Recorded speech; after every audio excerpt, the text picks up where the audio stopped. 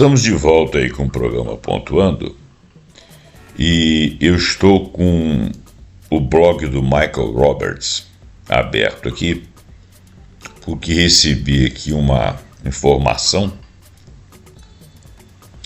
Eu sou inscrito lá, né? Então eles me mandaram a informação de que ele fez uma matéria sobre a atual crise aqui na América do Sul, com a invasão do Leão do Norte ao nosso país aqui, o país aqui no norte do Brasil, noroeste aqui do Brasil, né? Cujo nome eu não vou falar, né?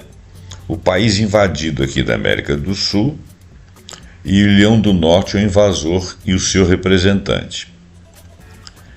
Tendo o representante do país invadido capturado pelo representante do Leão do Norte, ou a Águia do Norte. Eu vou ler a matéria do Roberts. O Roberts, ele é um economista, e ele é co-editor, entre outros livros, do The Great Recession, a Marxism View, do The Long Depression, e também do Marx 200, a Review of Marx's Economy 200 Years After His Birth. E ele é autor do blog The Next Recession e muitos outros artigos escritos em várias portais, entre eles o Outras Palavras e por aí vai. Bom, mas esse aqui está no blog dele. No blog dele, o título da matéria é o nome do país invadido, que você conhece, começa com V, e o petróleo. Então ele está falando do país invadido aqui na América do Sul pelo signatário do Leão do Norte, da Águia do Norte, e o petróleo, ok? Eu vou toda hora usar o nome do país que mandou invadir. Vou chamá-lo de Leão do Norte e o país invadido como país invadido. Não vou usar os nomes próprios para que o vídeo não caia. Mas uma coisa ou outra aqui vai ficar nítido, e algumas palavras eu vou acabar falando, mas o algoritmo ele não faz ilações, ele corta palavras que tenham o significado ou conteúdo daquelas políticas que eles resolvem aí. Como o meu portal aqui, o meu canal é um canal pequeno, forçadamente eu seria muito mais facilmente eliminado aqui e eu retirar meu vídeo. E eu vou então procurar não falar essas palavras. Espero que você entenda. A análise ela é objetiva com relação à questão do petróleo e a questão do petróleo como commodity. O título que eu vou colocar no vídeo provavelmente tem mais a ver com commodity e menos com o país invadido e com a invasão do Leão do Norte. Porque a ideia é exatamente explicar que o Michael Roberts está seguindo aqui, ele quer explicar por que o país foi invadido. Ele tem as maiores reservas de petróleo do mundo atualmente. Porém, ele depende exclusivamente, a economia dele vem dependendo exclusivamente desse petróleo, ou seja, de uma commodity. E aqui na América Latina nós estamos todos reprimarizados, dependendo da venda de commodities. Isso não é bom. Então ele vai explicar aqui que essa queda do representante do país, o seu sequestro pelo signatário do Leão do Norte, tem a ver com exatamente essa incapacidade de tornar a economia mais pujante. Eu vou ler, explicar o mínimo para que eu não cometa erros com palavras, para que o vídeo vingue, tá ok? Então vamos lá. Poucas horas após os ataques militares do Leão do Norte ao país invadido aqui da América Latina, na América do Sul, e a captura de seu signatário, o signatário do Norte proclamou que as grandes empresas petrolíferas daquele país invasor entrariam aqui na América do Sul, no país invadido, gastariam bilhões de dólares, consertariam a infraestrutura precária e começariam a gerar lucros para o país, ou seja, o país invadido, obviamente, muito mais para os que se tornaram donos de suas reservas. O signatário do Norte não escondeu que um dos principais motivos para o ataque e o sequestro do líder do país invadido era colocar o Leão do Norte no controle de vastas reservas de petróleo do país invadido, descritas pelo signatário do Norte como o nosso petróleo. Bom, o país invadido detém as maiores reservas de petróleo do mundo, cerca de 3,3 bilhões de barris, o que corresponde a 17% das reservas globais, superando inclusive a Arábia Saudita, que é a líder da OPEP+. Segundo o Instituto de Energia, com sede em Londres, essa que é a configuração. Mas, apesar de suas vastas reservas, a produção de petróleo bruto do país invadido permanece muito abaixo da sua capacidade de extração. A produção chegou a atingir um pico de 3,5 milhões de barris por dia na década de 1970, mais de 7% da produção global da época, mas caiu para menos de 2 milhões de barris por dia durante os anos da década de 2010 e teve uma média de apenas 1,1 milhão de barris por dia no ano passado e um pouquinho mais nos anteriores. O Leão do Norte é agora o maior produtor mundial de petróleo graças à chamada Revolução do Xisto da década de 2000. Mas esse petróleo do xisto ele é caro e muito poluente.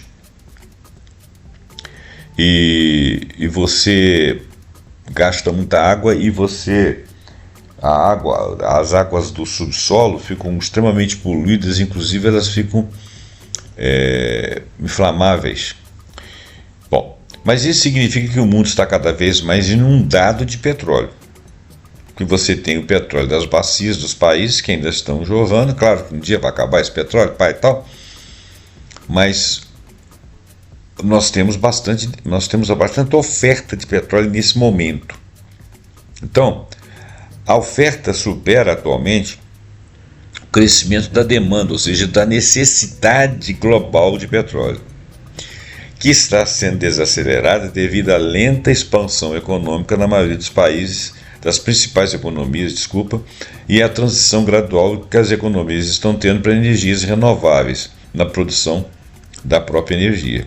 Então, quando se faz uma transformação e que se produz energia, não é o petróleo, produz-se outras formas de energia que são limpas.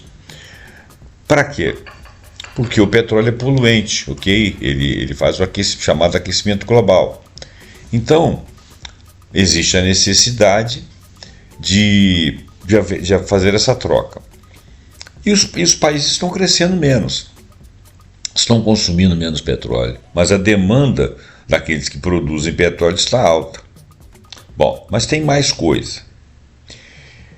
De fato, na época do ataque ao país invadido, o preço do petróleo Brent, que é uma referência internacional, estava próximo das mínimas dos últimos 5 anos, em torno de $60 o barril.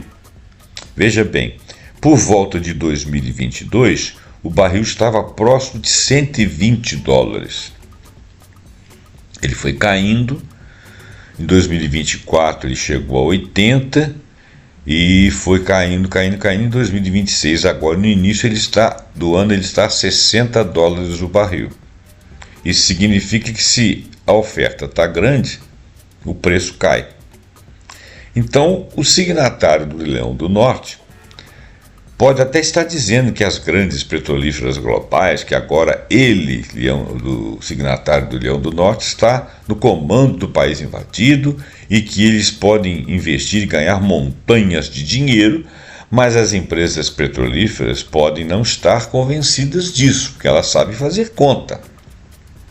Um ex-executivo da Chevron, Ali Moshiri, está tentando levantar $2 bilhões para assumir o controle de vários ativos do país invadido. Mas isso é uma aposta arriscada. E empresas como a própria Chevron, que já possui uma licença do país do norte para perfurar e produzir petróleo no país invadido, e já existe essa licença, apesar daquele negócio lá que aconteceu lá, da Revolução Bolivariana e Parará, pode não estar tão entusiasmados.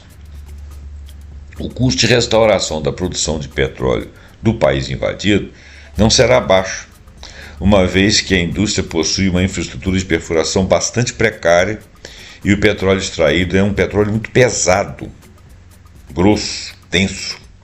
A extração desse petróleo extra pesado, ela exige uma perfuração de muitos poços que têm vida útil relativamente curta, que é um processo bastante similar à produção de petróleo de xisto nos Estados Unidos. É um processo custoso e caro. E a posterior mistura do lodo do petróleo com outro mais leve, ou nafta, para que ele possa fluir através dos oleodutos, já que ele é muito tenso e viscoso, antes de ser exportado e refinado. A produção de petróleo pesado ou extra pesado como esse requer técnicas avançadas, como injeção de vapor, mistura com petróleos mais leves para torná-lo comercializável. Além disso, as reservas do país estão concentradas principalmente na faixa do Orinoco, que é uma região vasta.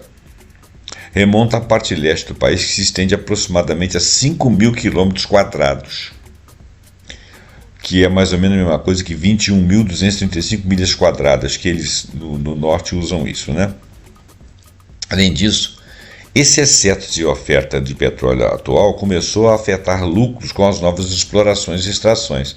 As perdas acumuladas da indústria de xisto nos Estados Unidos na década de 2010 chegaram a quase $500 bilhão. E, além de tudo, o petróleo do xisto é caro, né?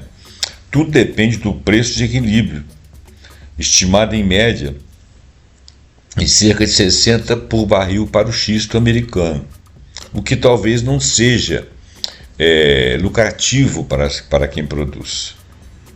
Tudo isso ocorre em um contexto de crescimento da oferta global de petróleo mais rápido que a demanda, ou seja, que a necessidade do mundo para petróleo, com a Agência Internacional de Energia projetando aumentos na oferta global de 3 milhões de barris por dia em 2025 e outros em 2,4 milhões em 2026.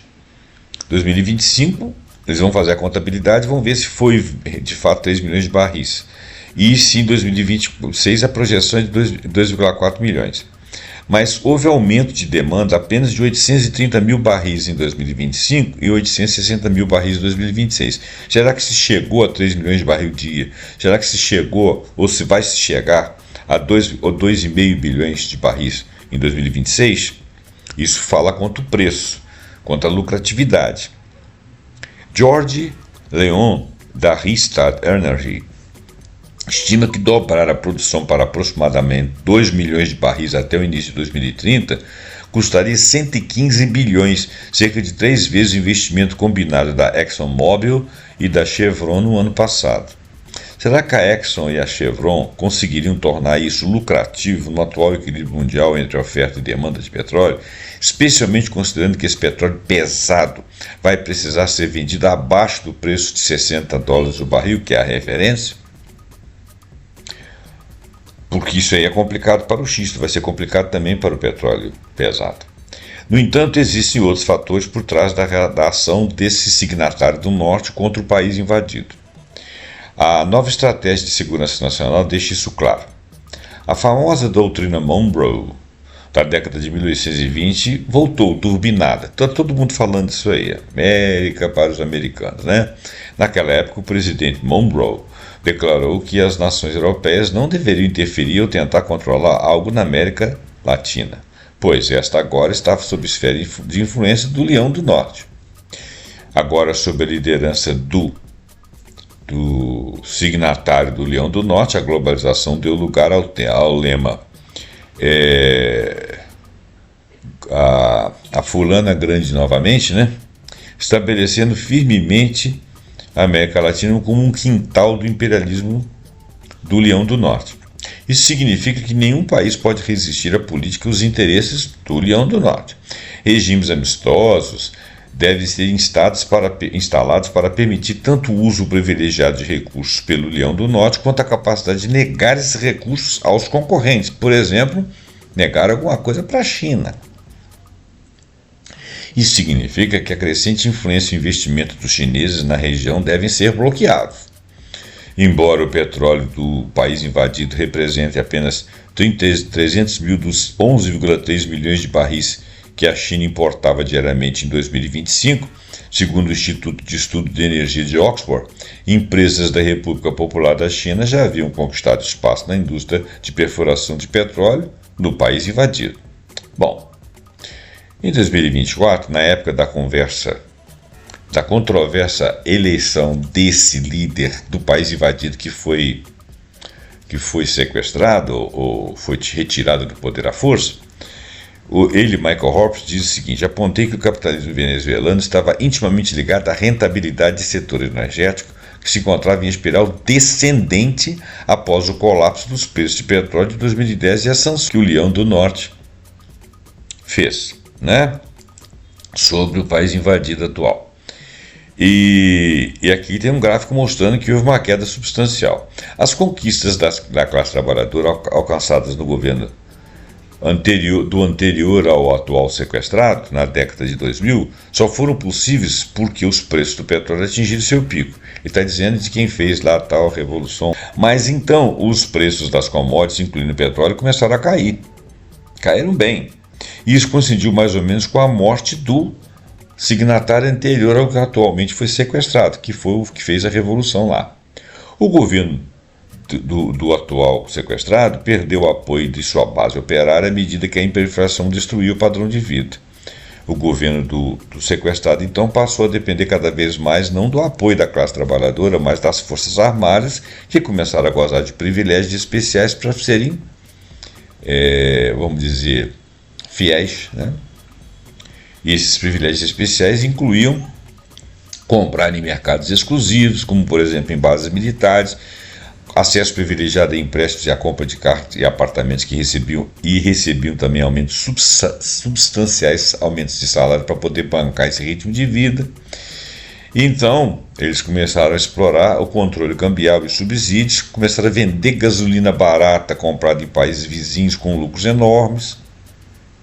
Quer dizer, o governo do que foi sequestrado, do líder sequestrado, começou a ficar vendido para as Forças Armadas, né? A tragédia do país invadido é que tudo dependia do preço do petróleo. Houve pouco ou nenhum desenvolvimento em setores não petrolíferos e, de qualquer forma, estavam nas mãos das empresas privadas. O petróleo lá estava na mão das empresas privadas. Não havia um plano nacional independente de investimento controlado pelo Estado do país invadido. Somando-se a isso as sanções que o país do Leão do Norte fizeram contra o país invadido durante esses tempos pregressos aí, e a constante subversão do governo e os dias da revolução feita pelo homem que a fez lá atrás, começaram a estar contados. Quer dizer, o atual líder que foi sequestrado depois da invasão do Leão do Norte, nesses últimos dias, já estava passando perrengue e se mantendo com a fidelidade de alguns signatários das forças e das milícias nacionais deles lá. Se alguns deles, e esses começaram a se corromper e começaram a, segundo o Michael Roberts aqui, começaram a chantageá-lo para que tivesse mais poder. Provavelmente isso pode ter sido um motivo de que o atual líder do país invadido tenha sossobrado.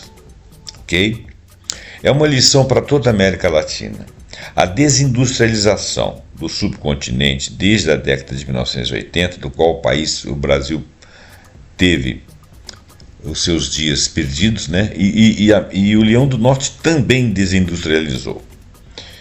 E a crescente dependência, no caso de nós aqui, da exportação de commodities, sujeitam todas essas economias a oscilações voláteis dos preços das commodities agrícolas, metais e petróleo. O Brasil tem muita coisa. Eles lá só têm petróleo, mas nós também somos um país primarista, dependemos de commodities. Isso torna impossível qualquer política econômica independente. Nós estamos sendo atrelados a alguma coisa e podendo ser chantageados por os de dentro ou os de fora. dada a fragilidade dos capitalistas e das economias nacionais sob a sombra do imperialismo do Leão do Norte. Bom, o Leão do Norte não está tão bem das pernas assim não, mas ele tem uma capacidade de agressão muito forte. E ele está começando a entrar em ocaso, e todo império que entra em ocaso se torna agressivo. É uma fera acuada. Ao contrário de se achar que o sequestro do líder do país invadido foi uma demonstração de competência militar, sim, mas que foi uma demonstração de força e de capacidade de comando e de comando no mundo todo, isso aí é uma grossa mentira. Eles estão rugindo no quintal deles, porque no resto do mundo eles já perderam a força e não conseguem comandar, exceto por ação militar. Eles não podem fazer ação militar no mundo todo. E se eles resolverem fazer ação militar no mundo todo, o que vai acontecer? Se o mundo todo se voltar contra eles, a maior tecnologia do mundo não conseguirá que eles vençam o resto do mundo, né? Devido à quantidade de tecnologia que já existe, o poder econômico de outros países, outros polos, outros players no mundo afora, e a capacidade tecnológica também que os outros têm de desenvolver, além da quantidade de soldados. Não é isso? Que eles podem ter muitos, mas o resto do mundo unido teria demais. Muito bem, então, isso é o que eu queria falar, é a reprimarização, a desindustrialização, que nos deixa à mercê da necessidade de vender commodities. Ok? Muito obrigado pela sua atenção. Espero que você tenha gostado desse podcast. Passe ele para frente, deixe seu comentário e espero que você tenha entendido a fala cifrada que eu fiz aí para poder correr o mínimo de risco possível. Muito obrigado e até o próximo programa, pontuando aqui com algum assunto que nós acharmos muito interessante. Até lá.